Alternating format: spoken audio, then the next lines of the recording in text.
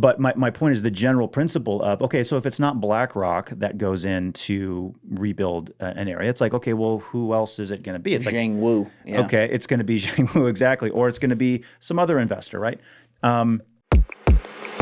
Yeah, and I think there's also a reality here where you're dealing with war. Have you ever read Machiavelli's The Prince? Or I have not read all of it, but Okay. I have read that book. I've read some of that. Yeah, so there's basically the whole premise of the book is just all these different. It's what they call an amoral book. It's not saying what's right or what's wrong morally. It's just saying this works. If you want to go into a country and take over, you got to do this. You got to get rid of the leader, or maybe you keep the leader, but you got to keep the people happy. Whatever, right? So there's so it's just an amoral book talking about there's just the reality of this kind of stuff. And so my point is, I'm basically just reiterating what you just said, which is that, there is a harsh reality to this stuff and how it works, and it's tough because we have our morality, we have our values, and we have to stick to them as much as we possibly can, right? But there comes a point when you're in war, and or trying to rebuild from a war or whatever it is, and the ground gets gray, and you got to do the lines get gray, and you're like, I don't know if this is the right thing, is this not the right thing? But the important thing is to try to do your best, to stick with the ethics and stuff. But the problem is that okay, so for example, right now there's the negotiations about like Ukraine, Russia ceasefire stuff. Morally, Russia shouldn't have a single, a single square mile of Russian or of Ukrainian territory. Morally, like that doesn't belong to them at all. Like, go home, get the hell out of here. That's Ukrainian land. In reality, the Ukrainians do not have the ability to push the Russians off, right? So are they compromising? Are the Ukrainians compromising? Are they sellouts? Are they weak? Are they corrupt because they're they might potentially make a deal to give some land to Russia? It's like, well, they didn't give the land to Russia. Russia stole it. But at some point, you're like, well, if we can't get it back, we can't get it back, right? And so it's like, is there some evil cabal of corruption going on there? It's like, no, dude. It's people are trying to deal with these really, really complex situations. So also, and then talking about like the BlackRock, rebuilding thing. I'm not familiar much with BlackRock. I hear their name pop up all the time, but I've never actually like read about them or anything. So my ignorance here is extremely high. Channel. Okay, just send it to me. But my point is the general principle of, okay, so if it's not BlackRock that goes in to rebuild an area, it's like, okay, well, who else is it going to be? It's Zhang Wu. Yeah. Okay, it's going to be Zhang Wu, exactly, or it's going to be some other investor, right? And it's like I don't think necessarily that there's this, cabal of nefarious people trying to intentionally start wars just so they can make a bunch of money.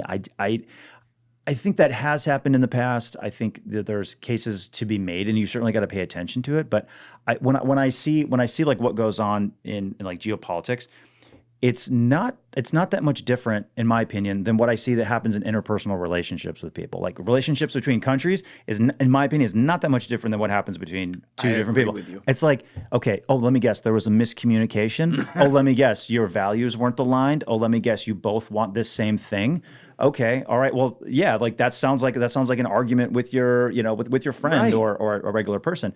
And so my point is think about how difficult it is to sometimes get along with somebody that you don't want to get along with. Maybe you work a job and you're stuck with somebody that you absolutely hate, right? But you got to work through it. You got to make it happen. Well, the same thing is happening on the international stage. So that's one. The other part is never attribute to this statement I've heard is like, never attribute to malice what you can attribute to stupidity, right? And it's like, in a lot of cases, like that's what's going on.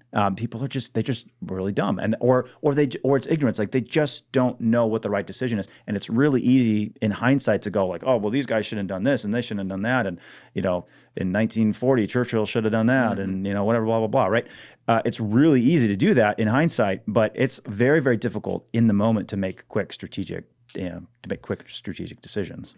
The reason people get really uptight and upset about that line, never attribute to malice what can be explained by stupidity, is in my opinion, not because it's necessarily wrong, it's because it's overused. And this is an argument I have with Andy Bustamante all the time, who will, take the government line on a lot of these things and shoot down any conspiracy or anything. Okay. Not all of them. Okay. There's some that he'll talk about that I feel like people probably don't give him enough credit for that, but there's a bunch where it's like, all right, dude, I get it. Like, you're still working for him. But what I always say to him is, I say, Andy, a line like that basically gets to use percentages. And that means you can say, 99% of the time it's just stupidity and not malice. And because that number is so large, that means that every time something comes up, you can be like, this is part of the 99. And never give that 1%. Never explain. Because, if you look on the internet now, fucking everything's a conspiracy. And I know that's not the case. Yeah. And sifting through that sometimes it's like, guys, all right, touch some grass. You know what I mean? Mm-hmm. But does that mean that like something like Epstein, which is so clearly a conspiracy, is not? Of course it doesn't. That's absolutely a conspiracy. It's being covered up by fucking everyone, including the current president of the United States. It's like, you can explain something like that away by saying nothing to see here. This is just stupidity, not malice. And I think that's where people out there, and you'll hear it in the comment sections, I'm sure, and I understand it. They'll be like, fuck that. Like, that's what the statists are going to say.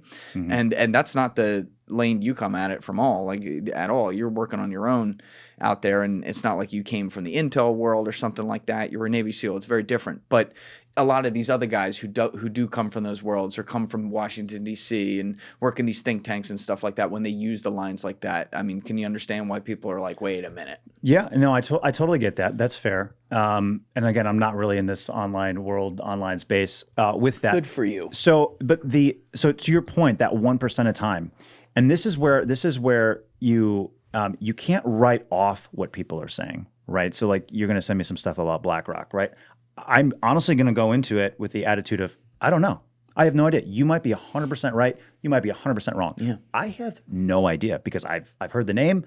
I've heard the name BlackRock and Larry Fink, usually in a negative way, but I've never looked into it, right? And so this is where it's important to have an open mind and look at the different facts. Like, so it's so funny. It was, I don't know, 5-6 years ago. My uncle, he was like, yeah, man, they got this island, they got kids out there, these underage kids, and like these politicians that are going out to this island. This guy called Epstein, and I'm like, dude, all right, okay, uncle, what are you talking about? Like, that's insane. Uncle Charlie. Yeah, we lost him, dude. And then like all this stuff started coming out, and so then I actually went down the rabbit hole and I looked at it and I was like, oh my goodness, yep, he was 100% correct. So I learned very early on, anytime like one of these conspiracies pops up, if there's even like the slightest amount of like, okay, there could be something legit here, so you gotta immediately go, instead of having an opinion right off the bat, you have to immediately go, I don't know.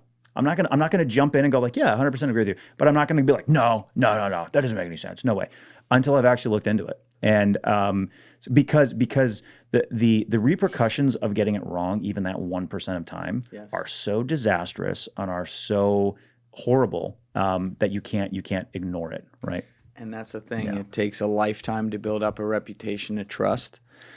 It takes 1 second to rip it all down. Just to rip it all down. Yeah, absolutely. Right? You can do a lot of things right, and then if you do something so provably wrong, it's just human nature. That's what people hone in on and focus on, and sometimes very righteously so. Mm-hmm. And I think that, like probably pretty much everyone out there, there's a part of me that views the world as pre-COVID and post-COVID, right? And we saw all the things that happened there. And so I get it when people are like, I can't trust any of it these days. Mm-hmm. I try to play middle ground on some things and say, like, again, like, don't throw baby out with the bathwater. Mm-hmm. All right, so yes, all these people here lied. Let's be very wary of anything those people ever say again. Right.